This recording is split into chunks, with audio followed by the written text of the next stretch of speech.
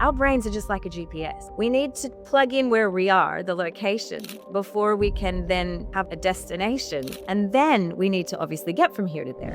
I actually have created a map called the Curiosity Map to get you from here to there. So the positivity model helps us to actually evaluate how do we pin drop where we are in space and time and be able to see where we are now. Of course, most people want to skip that bit. They just know it doesn't feel good here. I just want to get there. How do I get there? And bypass, like, you have to look where you are.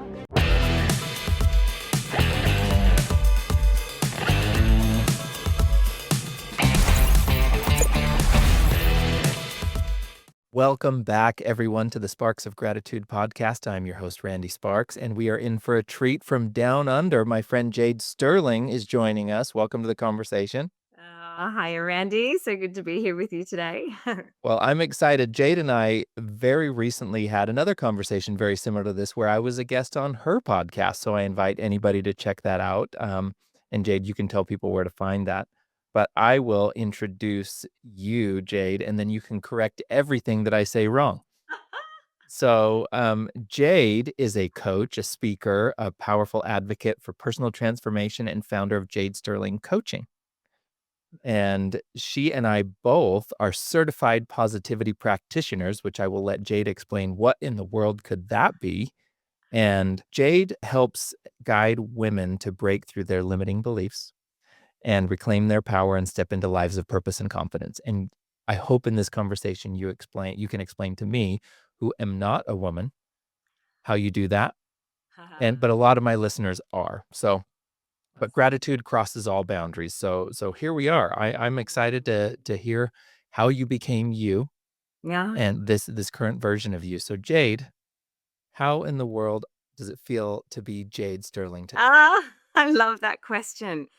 It feels amazing, really. It's so wonderful to be able to be in a place to be able to say that. But, it's so funny that throughout this practice, Randy, it's getting easier and easier to, even when things feel particularly hard or heavy and you're struggling to move forward, to be able to still find what is awesome within the awful. And that is the work that we do, isn't it? That is why we're here. And as you said, we are certified positivity practitioners. I just think that is the best title that exists on the planet. Like, what a better certification can you possibly have in the world besides being a human being?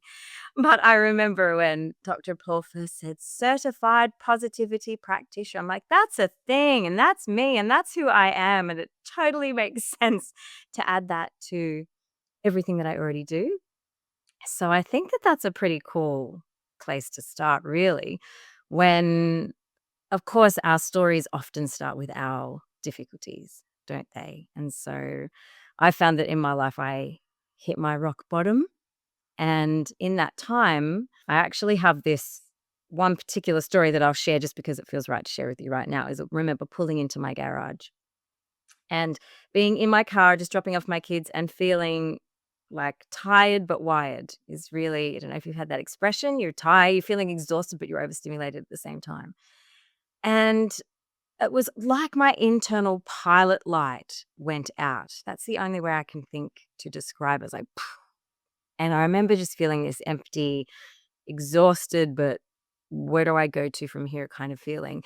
And I knew I needed help, but I didn't know what that was. And then when I met Dr. Paul and he was helping people through positivity, a positivity power up is actually where I started with him. I was like, that is what I need. That I need an injection of that to help me figure out that I felt internally that didn't have to be this way. That there must be some way that I could turn it all around. And that is what I learned from him. And that is, of course, was the instigating moment for me on my journey. And then after that, it was doing the work of being a certified positivity practitioner that was the vessel for me in all the work that I do. So everything that you said is relevant at the beginning. I am a registered nurse. I specialize in reproductive and sexual health and contraception and breastfeeding and lactation and child and family health. So these are things that are all a part of what I do. But I'm also a counselor. I'm also a yoga therapist. I'm also an educator. And so there were all these things that I was doing. And I was doing like all these little bits of things in my life. I'm a mum. I'm a wife.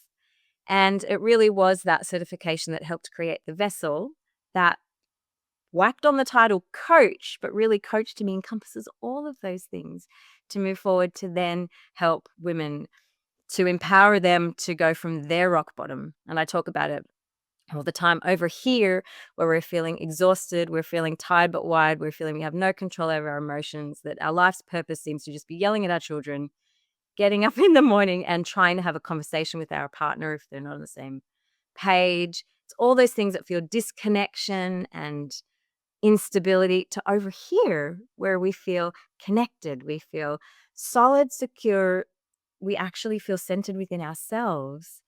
And we feel that it doesn't matter what actually happens on the outside, we've got the skills that we need to be able to move through that and then become better and better and better instead of bitter and bitter and bitter, which is kind of where some of us end up when we are at rock bottom. So that's what I do. I move from people from here to there. And I think it's a pretty awesome job to have to encompass everything that I do for that. So I suppose that's a little bit of an intro into what it's like being me, because I'm doing all of those things at the moment. And I have to say that the more that I do, of course, the more it powers me up, the more I am able to be available to help and serve people. And the more content that I put out there, the more it lights me up. My internal pilot light now, I can easily say, is just a flame, and it just bursts out of me. It is really behind everything that I do in my day. I feel so much gratitude, which is so wonderful why it's being here talking to someone who specializes in gratitude and sharing gratitude and understanding what that is and spreading the word. Well, I'm happy you're here. You said something at the beginning of that where there is a lot for us to dig in here. So this is going to be fun. You said finding the awesome in the awful. Mm. Is that what you said? Yes, that's what Something. Well, so that stands out to me. You hit what you said is rock bottom, and you help people when they're in their rock bottom to move from there to the other side of that. Mhm, Um, Many of our listeners, myself included, have felt myself hit different versions of rock bottom and maybe a new rock bottom. But you seem like you've come through that yourself, mhm, and you've learned some tools and training, and you're helping others to do that. One of the themes that I hear over and over and over with all of my guests is learning that our experiences in life are all for us. Life mhm. doesn't happen to us, but it happens for us. And so when you say something like finding the awesome in the awful, what do you mean? And how in the world do you see it and do it? Hey there, everyone. Did you know that beyond hosting the Sparks of Gratitude podcast, I am also an estate planning attorney, and I love gratitude, and my law firm is proud to sponsor this video. Since 2010, in my law practice, I have designed and delivered customized peace of mind with sophisticated estate planning made easy. So whether you need foundational estate planning, including revocable trusts, wills, powers of attorney, and healthcare directives, which is what most people need, or you might need advanced strategies such as irrevocable trust for asset protection or advanced estate tax planning, I am here to guide you every step of the way. Because at the end of the day, your peace of mind is my peace of mind. You can visit randallsparks.com and I can get started helping you plan for the future today. Now back to our podcast. I love that question. And it really feels like the basis of what I do, I think. I remember I've always been interested in positive mindset and finding the silver lining and keeping your glass half full and all of that. But I often felt like there was an element that was missing, because when my life was going really well, I thought it must be something that I'm doing well for my life to go really well. And when things are really bad, then it must be something that I'm doing. And it's funny because I actually grew up with a mum who, she was very, I'll say, ahead of her time. She was completely in her time, and she was involved in a lot of the new thought leaders that were coming out in the 80s and the 90s, like Deepak Chopra, Louise Hay, and Wayne Dyer, and all of these people who their teachings were coming to the forefront, but it was still like, whoa, people were actually starting to think that your thoughts and what you think impacts your life, and they can start to study it and they start to test it. And I got, people like Dr. Joe Dispenza and all these people that were influencing me from quite a young age.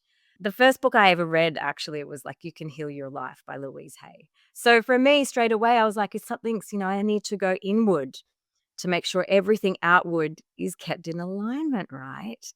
But there is a missing piece to that because then I was completely self-blamed. Even though we were quite a spiritual family and I have my own beliefs. I'm a member of the Self-Realization Fellowship, and it's one of those things where I do have a very deep spiritual practice.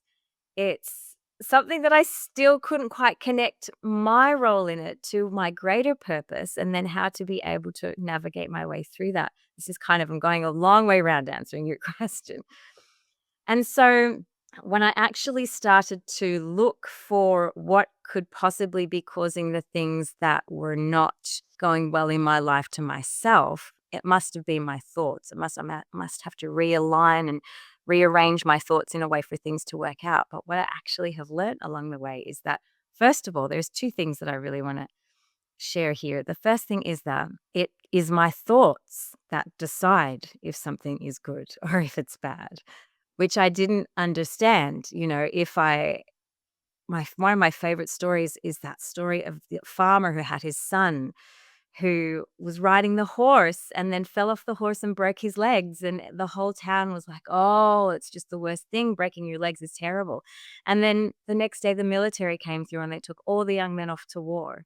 And of course the young boy couldn't go because he had the broken leg. So the farmer was like, was that a good thing or a bad thing that happened?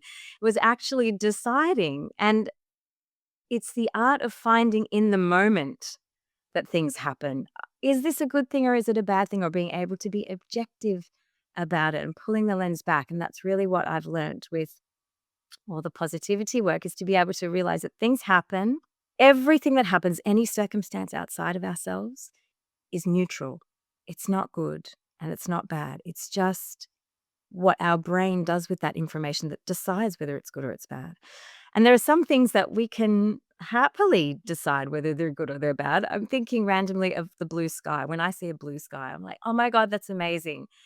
To me, I can go outside, I can be free. I know that I'm going to be able to get some fresh air. I know it's going to be a good day. It actually fills me with positive emotion and I have a positive experience. My son at the moment, my 9-year-old, he sees a blue sky and he freaks out. He's like, Mom's going to make me go outside. She's going to make me put sunscreen on. She's going to make me put on a hat. I'm going to have to wear shoes. And to him, a blue sky now is a negative experience. I'm trying to shift that for him, but he has to shift that for himself. But we're working on that one. But you see how the circumstance itself is just simply a blue sky. And then it's whatever our brain does with that to decide whether that's good or bad. I started to understand that, really understand that, but I still had trouble, I have to admit, Randy, to be able to go, "Oh, well, this is what I make it, but how in the world can I find something good from pain I was experiencing in some of my relationships?" I was like, "That's just that person saying that to that other person is not a good, it can't be a good thing, like, what could possibly be good about that? That this, that my mum being so unwell, so chronically unwell and going downhill and losing her in 3 days, what could possibly be good about, these things? It's like, how do we then get our thoughts to a place where we can choose that it's going to be an experience? Because again, what we've learned is that our thoughts then, once we believe our thoughts, they release chemicals into our bloodstream. They become emotion, which is energy in motion. Literally, it becomes what we feel. To me, that's that very subtle distinction between emotion and feeling. The emotion is what's actually the chemical reaction happening inside of us, and it becomes what we feel. And then our feelings tell our body what to do. That's how we show up. And then that becomes the experience of what we experience. And so, how can I manage my thoughts so that it generates feelings that are conducive to a positive experience? I was still trying to control, how I was going to experience things, but I couldn't quite figure out how to do it until I had some certain tools. And two of those tools are the positivity model, which I'm no doubt you have spoken about on your podcast before.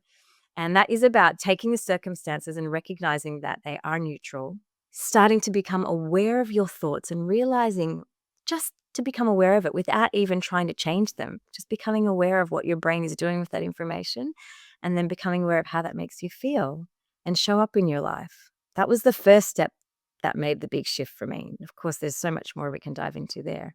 But the last thing I want to say to all of that is, I came across a book again through the influence of Dr. Paul Jenkins by Kevin Clayson that's called Flip the Gratitude Switch. Have you read that book? I definitely have. Ugh. And that to me was the how. This is how we do it. It's all been sort of theoretical and me trying to figure it out inside my body. But when I became aware that we could actually flip a switch in our brain by finding the one thing in our thoughts that we could possibly even just entertain for one moment could be good about that bad thing, that's how we find the awesome in the awful. That was a big way to go around to answer that question. But for me, whether or not you want to go on to explain that particular formula, that's something that was very pivotal for me, which is what Kevin teaches, is to just finding anything, just something that your brain really believes could be good about that thing that you really think just can't possibly be good, is where you find the shift to be able to settle down your whole nervous system. And that's really what I specialize in for women, is just dialing down their whole nervous system so their thinking part of the brain still remains engaged. They can still actually think, they can feel, they can find solutions as to then how they want to show up with whatever it is that's coming their way. So Okay, so we hit on a couple of things there. One was the positivity model. I think uh-huh. it'd be fun to talk a little bit about that, Yeah. and maybe I'll let you step in and talk about that and how that applies, where somebody would see that, how somebody goes into this evaluation. Um, Mm, and then also, how do we flip that switch? How do we, mm, Kevin explains it so well in his book, and there's so many other people that talk about gratitude in that way. Cicero says gratitude is the mother of all virtues, and I believe that gratitude is free. It's freeing. It liberates us from resentment and entitlement, and it helps shift. It's the fastest way that we can shift out of low frequency emotion yeah. is to pause and breathe and choose to see gratitude. So, could you talk to us a little bit about that? I mean, it's so meaningful for you, and this is how you can find the awesome in the awful, which Yes. sounds so strange to some people, even to me. But now I've practiced and I learn that I can do that, that it works, that I've tested it over and over. But Mm. how maybe rubber meets the road. How does this go for you? Yeah, well, it's funny because Kevin uses the word look for what's awesome. And I remember when I first heard it, I thought, maybe I can find something that's just tolerable. So perhaps you need to pull it back from going from awful to awesome. I like to use that sometimes to actually demonstrate to people that it is possible. I know that it's possible because I've done it myself in lots of situations in my life where people say, "How are you going?" And I'm like, "I'm awesome." Even though there is lots of stuff going down that might not necessarily seem to be awesome. I'm like, "Wow, I'm doing really well considering the circumstances."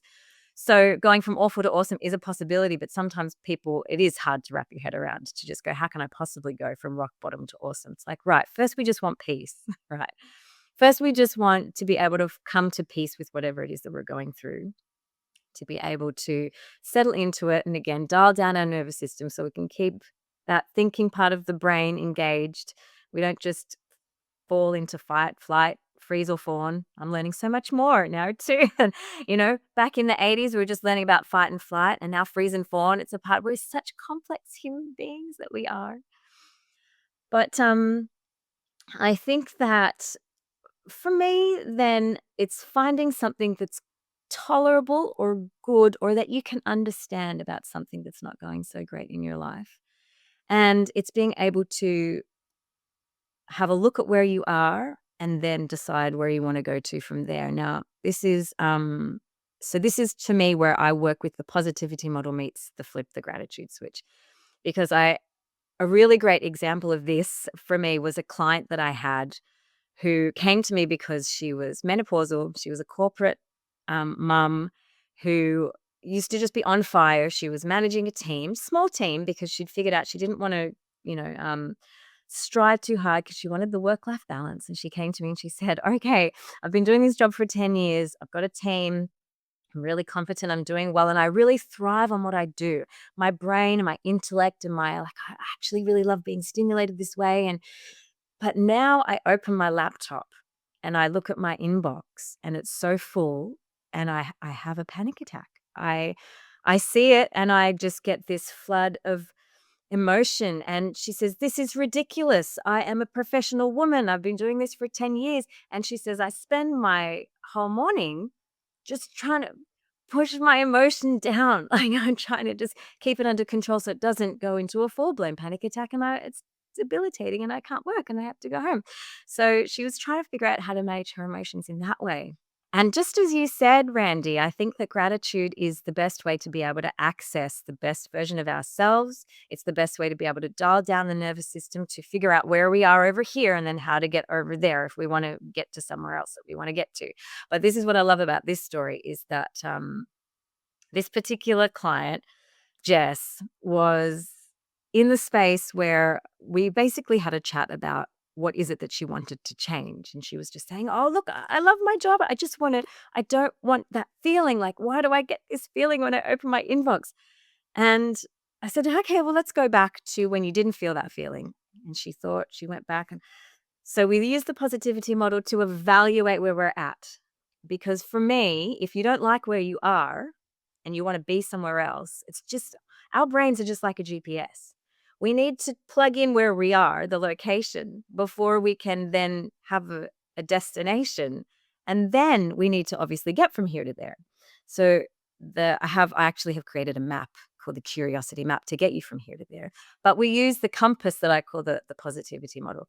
So the positivity model helps us to actually evaluate how do we pin drop where we are in space and time and be able to see where we are. Of course, most people want to skip that bit. They just know it doesn't feel good here. I just want to get there. How do I get there? And bypass like, no, we actually have to look at where you are.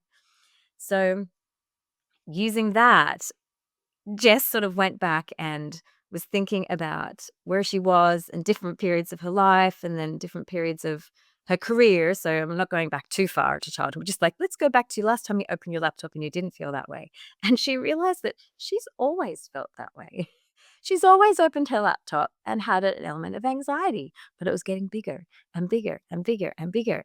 And it was because, too, that her brain was changing and things weren't flowing like they were. So she was getting slower in her processes and slower. And she was freaking out that it was wrong. Something had gone wrong, and her thoughts had decided something is wrong here. And did you hear at the beginning? She said that thought, "This is ridiculous." She was telling herself, "This is ridiculous." And when she was saying that thought, her brain was going, "Something's wrong, something's wrong." And it was sending anxiety into her body and panic, which is what's going to happen. So I said to her, "Okay, so you're very successful. You're managing a team. Could it be that your anxiety when you opened your laptop 5 years ago was actually fueling your actions? And it wasn't anxiety for the sake of being debilitating where you couldn't do your work. It was actually your superpower to fuel what you were doing because that's a feeling that you still felt safe in at the time. Now you don't feel particularly safe, but you feel safe now." And you felt safe then. And she realized that, oh, anxiety is like my superpower. That was her thought. That to her was that anxiety of opening her inbox was just enough to go, "Oh, that used to be my superpower. Nothing's gone wrong here, but my hormones are changing. I'm in menopause. I've got this other thing and that other thing going on in my life." It makes sense that to her, she was catastrophizing that she was going to have to be exactly the same person that she was moving forward into menopause. Because I try and actually coach women into it's a change. We can't expect that we're going to be the same. But that was just enough of a thought for her to realize she'd always had that feeling and she'd felt safe enough to power her through her day. And so from doing the evaluation process and finding that little bit of good, that little bit of awesome in the awful, like, yes, that's my superpower. That's how I do what I do. She actually decided she didn't want to change anything. We weren't working on another destination. We stayed. She just had that thought that dialed down her nervous system. And from that, that changed her experience and her destination. There was nothing else that she needed to do, if that makes sense. But there's some times where Jess could have been in a position where she was like, "Okay, I see that. Now I actually want to create a completely different experience. How are we going to do that?" That's when we look at what we're creating with the positivity model and we start to look at things that how do we want to feel? And then what thoughts do we need to support that? And we go from there. I hope that's made sense in Yeah, that and that's what's beautiful about the positivity model, which I think if you could kind of model that out is pinpointing on the GPS where we are right now. Is Yeah.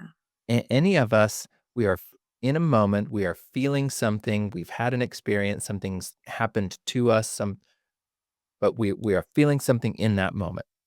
Mhm. And then I have this opportunity to put a story behind it, Yes. right? And this is where the positivity model with awareness and intention can change things. So I might walk into a room barefoot in the dark and step on Legos. Yeah. And then what might my response be?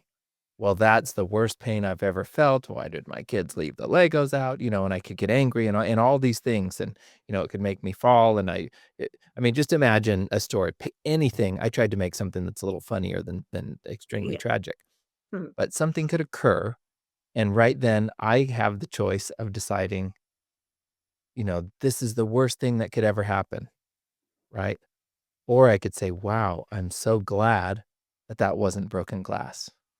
Yes. Right? So what's the difference in how we look at Mhm. the situation we're in? If I can look at the actual situation, I remember Dr. Paul telling me a story once, explaining this evaluation model. Is he says, okay, so imagine, you're sitting in a room, and then all of a sudden somebody opens the door and starts screaming, and they've got a gun. And they start waving the gun and yelling at everybody, and then he points the gun right at you and pulls the trigger and hits you directly in the toe. Suspense was killing me. Yeah. Right. But then he starts but as he told the story kind of slowly, I'm feeling all the anxiety of how frightening and scary the situation is. And then I think, I could be like, "Oh my gosh, I can't believe I got shot in the toe. I just lost my toe," and so on. Or I could look at it and see it as, I am so grateful that I was only shot in the toe, right? Yeah. But that, evaluation of what is, if we compare, it's all about comparison. And this Yes. is what our brains are really good at is I could say, "Wow, this experience is really awful," or "It is really cold in here," or, "This hurts really bad," or "This is amazing," Mm. compared to what, right? Yeah. My brain wants to find some comparison to this, okay? And so I'm saying that this is awful because I'm comparing it to something else, right? Yes. Or I could say this is amazing comparing it to something that would have been worse, right? And so oddly enough, if I'm able to find gratitude that it is what it is, Mhm. instead of it could have been something more painful, more Yeah. difficult, more challenging. That opens the possibility for me to move forward and create something better. Yes. So could you maybe to Yes. that? Yeah, well, I was just thinking I had a colleague once who, left work early to go and pick up her kids from daycare in her brand new SUV that her and her husband had bought, and I get a photo about an hour later of an upside down car on the side of the road. Wow. A crushed upside down car, and of course I panicked and my brain goes, "Oh my god, is she all right? And oh my god, the kids, and oh my god, wasn't there anyone else involved? Oh my god," because I knew it was her car. All I got was the photo, from her phone. But then she called me and I said, "Oh my gosh, are you okay?" And she says, "I'm the best I think I've ever been." I'm like, but, was that your car on the side of the road, upside down and looking like a pretzel?" And she says, "Yes, but I got out of the car. My car flipped and landed on its head. I got out of the car, threw out the window. I hadn't picked up the kids yet. The other lady was fine, and everything's fine. My car's a pretzel," she said, "but I'm fully insured." And so this is like the best day of my life. And I remember going, "Oh my gosh." That's a really good example of evaluating where you are. To me, it was just like, that was my brand new SUV upside down on the side of the road, would have been devastated. But all she could see was how grateful that she was that there were no kids, there was no one else involved, that she was completely not hurt and able to get out and that her car was insured. So this was like the best day of her life. I think that's a really great example of evaluating where you are in space and time to be able to then and then we from there we can decide what are we gonna do next, because then that's where Well, the creation and look comes from. what opens up for her is with that perspective, she is open to see a greater movement forward. Where if it was, I can't believe that this happened. Now I'm late to get my kids. My car is destroyed. All like, just think about how that feels to say those Yeah. things, right? Because all of those things are true. Her car is totaled. Mhm. It disrupted her entire day, and however much time it takes to get a replacement vehicle, all of these things are true. Yes. And if that's the perspective to see those things, nobody is saying that it didn't happen, that it Yeah. wasn't frightening, that she wasn't terrified in the end. Like, all of those things did happen in either case, whether she looks at it with gratitude or she looks at it the other direction. But it's what happens afterwards. It's the movement. One takes you into to complaint and closed off, and it really does close somebody off and make them tight. But if you look, how she said, "I'm the best I've ever been." I mean, even when you said that, it just felt like peaceful and relaxing, and Yes. Yes, and I think then we naturally go into creation mode, and that's the thing that Dr. Paul's often talking about, the principles of positivity psychology, which is what the positivity model is based on, evaluation and creation, because we do just evaluate. It is a natural law of life that we do. Like he describes gravity. I love that one. We don't have to think about gravity. It's just always on. It just is. Evaluation's the same. We're always thinking, we're comparing, we're analyzing, we're evaluating. And whether you think that's a good thing or not, it's always switched on and we're always doing it. And then from that place, we go on and we create our lives. That's just what we do.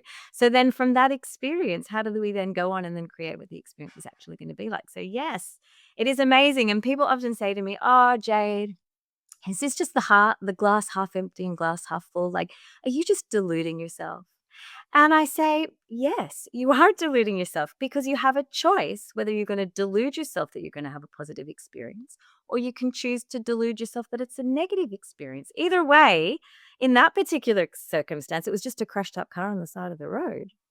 Then I get to decide what I do with that. If my glass is half full or half empty, I'm going to delude myself that's a good thing. I have the choice to be able to do that. What a privilege as a human being to have a frontal lobe to be able to do that. And then go on to tell stories like this that other people realize that, oh my gosh, it's such a, I would say, more worthwhile way of living. And it's I say filled. worthwhile way of living, but it's I feel like that was a bit harsh in a way. It's just more peaceful and intentional, right? So then we can actually go and have good experiences because we are creators to be able to go forth and do that. Yeah, and you described some of the people that, thanks to your mom, that you grew up, Wayne Dyer and it and these others, and Deepak Chopra and Joe Dispenza, like, it I mean, this is a world that I entered into not as a child, but I mean, I had good Mm, inspiration from good parents and people around me that were positive, but it was also really learning and accepting that I have that choice, or maybe getting a grip on it differently later in life. So mm, I Wayne Dyer just had so many good one-liners, right? so Um, good. and what was the one that he said? He's like, "When you change the way you look at things, the things you look at change." Yes. Right? One of his books was called You'll see it when you believe it. Yeah, it's that. Love that perspective. Yeah, and I love those phrases, because if I pause it, I mean, it sounds like a bumper sticker, Mhm. but the thing is, it's like, "Okay, we'll try it. Put it to the Yeah. test, and you'll see." Okay? Yes. So I had a guest on the podcast named, Barry Shore, who is this ambassador for joy. He's just so amazing and so inspirational. And he said the 6 most important words in the English language are: choice, not chance, determines your destiny. Ah, love it. And Love and that's it. You kept saying choice. We have a choice. We Mhm. have a choice. We have a choice.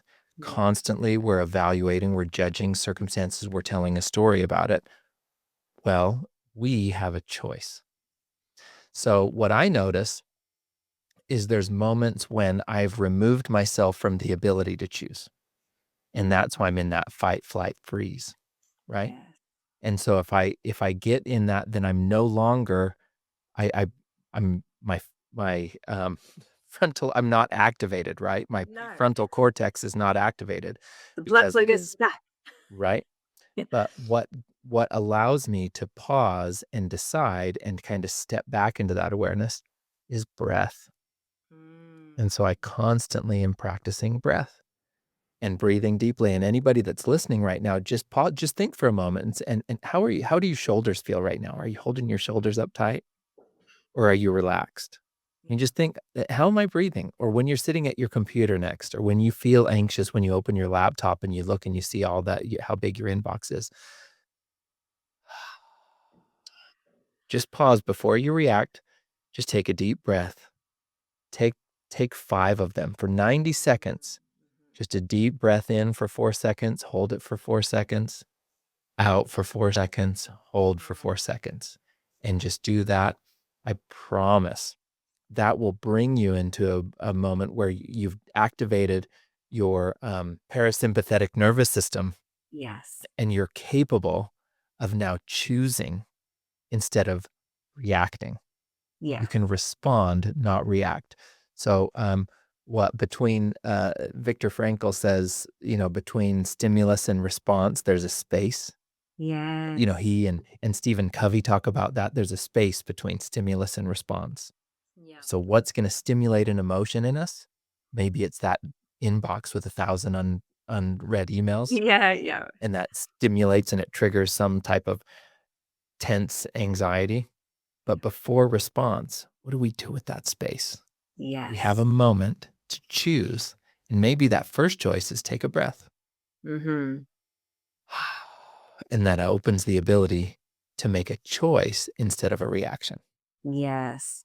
And I do think it's so important to do that on a regular basis, not just when you're in freak out mode, but planned times throughout the day where you take the time to do exactly that, Randy. And that will help to dial down your nervous system and create a whole new baseline for you where you have more and more gaps between the things that happen and the way that you react to them. I think that's beautiful and doable, totally tangible for us as human beings.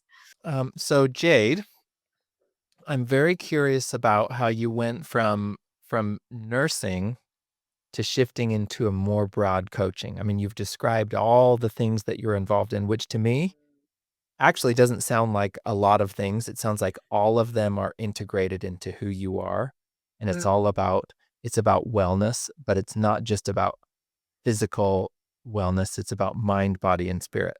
And yes. everything that you described from the mind and positivity and intentionality to yoga and the body and breath and presence and awareness to being a nurse and so what roads led to this? We're kind of back to the beginning, but Yes, yeah. Well, look, it's definitely been a journey. I've actually got a very colorful story. I won't share everything with you for now, but my first career was in the entertainment industry that I felt it wasn't a very healthy way of being. So I became obsessed with health. And then from health, I became a nurse where I felt like it was just a really good solid, just a practical application of something that could help people. And I just wanted to be of service and of helping people in people's lives because I felt what I was doing before that wasn't contributing in the way that I wanted it to. But then after about 15 years of nursing, and look, I did lots of different kinds of general nursing, working in the hospitals on general medical and surgical, oncology, and background in community nursing, all sorts of different sorts of things. But I ended up doing women's health specifically because also I wanted to be involved in something that I felt was relevant to me because I do feel like the work that you do is helpful for your own personal growth and development. So I got into the women's health field and found that it was not, again, helping people in the way that I felt like that it should. People were coming and there's so many things that people come for that are just really we don't know in terms of medicine and science, but also people were coming lots of patients were expecting problems to be solved. And I remember at one point thinking, well, there's a certain amount of work that we can do to help you. But after that, I feel like, what are you going to do with that information? I didn't feel like we were empowering people. Like, what are you going to do with that? And they were like, oh, well, I'll just keep coming back to you. And I felt like, feels like there's something missing. It's just like, we're not empowering people to get out there and live their best life, even though we've helped them sort out how to manage their illnesses. Sometimes we don't. Sometimes people just be continuing to bounce back, and then the way that in Australia the system is structured at the moment was I found myself in lots of industrial disputes with management and the government, and this was all around my rock bottom where I felt like I was really struggling in my marriage, like I was having I just couldn't communicate and get on a wavelength with my partner. I felt like I was failing my kids, just not showing up as the parent that I wanted to. And then I would go to work and I would be like, "Oh my God, there's just this. I'm not actually helping people. Am I helping people?" And then one day I was having a little meltdown with my osteopath because I thought I need some self care. So I went to saw my osteopath and like fix my body. And she starts to talk to me about what I'm doing, and she finds out I'm working with women and children and families, and she said, "Don't you feel like you're doing worthwhile work?" And I was lying there on the table. I actually said out loud, "No." She's like, "Why?" I said, "Look, it's fine. It has its purpose, and I still do. I still work at the hospital from time to time. It definitely has its purpose, but we've got to be able to find a balance to still empower people to then go off and do their own work, because I do feel that the psychology behind our biology has so much more of an impact than what we realize. And we live in a world now that's not quite as it's not as wow when we hear people like Deepak Chopra and Wayne Dyer. People go, "Oh, yeah, they've all heard it." But are we integrating this in our lives? People are like, "No, there's still quite a separation there, and I'm not sure how to do it." So when I actually hit my own rock bottom and I had this really deep, there was something in me that knew that I was responsible, but it wasn't in a way that it was for me to beat myself up about it. It was that element of choice that we were talking about, but I didn't know how to get there. That's when I realized that that's the bit that's missing. Like, we can balance medicine and science with the work that we're doing internally to help support our biology. So women who come to me, I had this other client with PCOS, polycystic ovarian syndrome. It's a really tough disease for women to have, and there's so many symptoms that it's so hard to pull the gratitude out of there. But I'm like, okay, so that is your story. Like, that's your movie set. Do you know what I mean? You can't get rid of it. We can't get rid of it. But if this is the set of your movie, you're going to be the victim of your movie. You're going to be the hero of this. And you might have to do lots of battles and lots of fights, but you're going to stand victorious at the end. Like, what are you going to choose? We're going to be a victim, or are we're going to be the hero? And so it's just being able to understand we can't control that biology, but we can control how we actually show up in those cases. And so that for me is when I realized that I do have the opportunity to have the choice of how I'm going to experience physical, mental, and emotional things. And this is the bit that's missing that I need to share with people. So that's when I just created my business, actually, just for something to do one day. Actually, it's after my mum passed away, I just decided to create a website. What would that look like if I was to start a business that would help people learn this stuff? And it really just went from there. And look, if you know me at all, I don't just start a website. You don't just, I'm not a techie person. I wouldn't just do a website. But obviously, there was something that was driving me that felt like it was bigger than me. And like, what would it look like if I was to actually go out there and help people with bridging this gap between what's happening biologically with where they're at psychologically, to help them have experiences that are not so traumatic and dramatic and heavy and hard.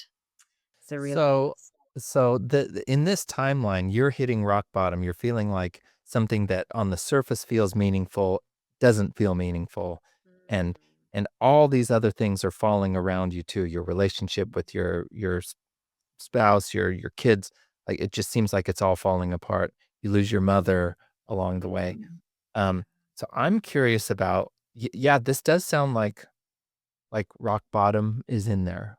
I believe you. I believe Yeah. you.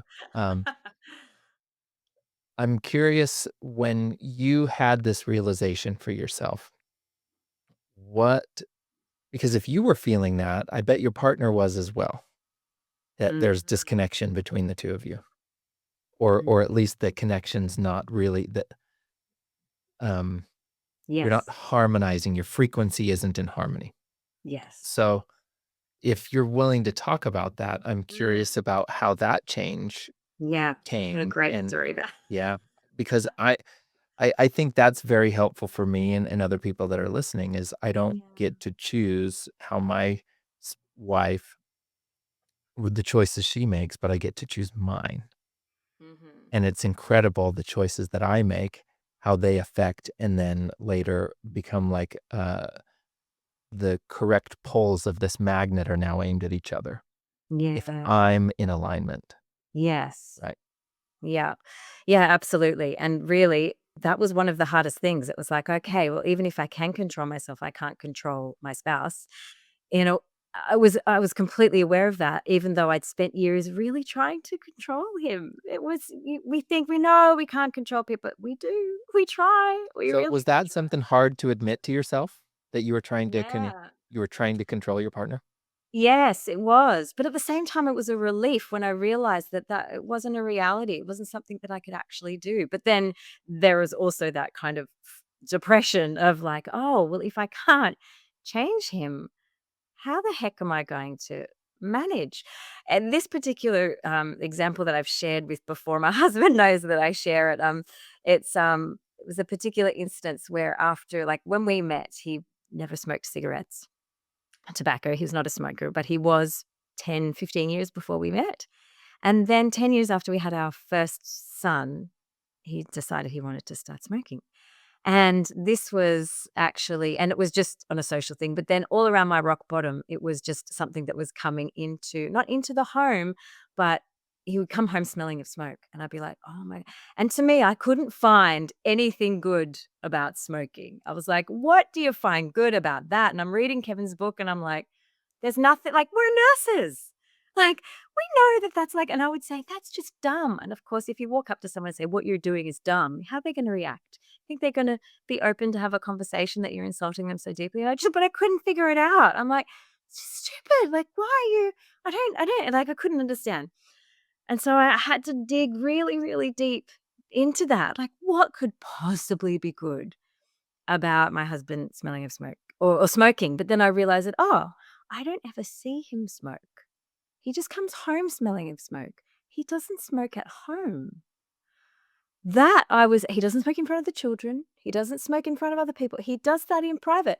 That I could be really grateful for. I was like, "Oh, that was my bridge," when I realized that, "Oh, yes, I'm so grateful that it's just a smell that comes home. It's not something I see, it's not something I experience, it's not something I have to manage really in my daily life. He keeps it private." Gee, I really actually am grateful for that. And that thought in itself, and really when I dropped into that thought, I realized that the feeling behind that thought for me was shame. There was something that I was ashamed for, that suddenly he was so healthy and we also used to do yoga and meditate and now he smokes. That was my shame though. It was mine. And obviously he must have had some too because he was going and doing it in private. He wasn't shouting it out to the world. So when I realized that as well, that that was my feeling and my shame, that dialed down my whole nervous system to be able to stay engaged and go, "Right, what am I gonna do with that?" I didn't do anything else after that though, to be honest, Randy. Just from me showing up different, I stopped talking about it. I stopped saying things because I started to feel ashamed myself that I was reacting in that way about my own shame. I was really just throwing my own emotions all around the place, and I wasn't sure how that was the right thing to do. So I kind of backpedaled and became a bit quiet, and he noticed, and he would come up, so try and give me a bit of a kiss, and I'd be like, and he's like, "Oh, what?" And my reaction instead of was like, "You stink," like, "Oh, what's wrong with you?" I'd be like, "Oh, I just really don't like that. I just don't like that. Can you wash your hands, wash your face before you come and give me a hug?" And the way that that came out in that moment, he was like, okay. And then every day he would come home and he would wash his hands and wash his face before he even came to say hello to me. And that brought more gratitude. He cares about me. He actually cares that. And then that was just a snowball from there, little things that I was able to dial myself down, find the gratitude in that piece, and then that piece, and then that piece. And slowly his behavior came, more and more considerate and thoughtful, and then to the point where we're having conversations and he's like, maybe this is not really very good for me." I'm like, "Oh," my brain's going, "You think?"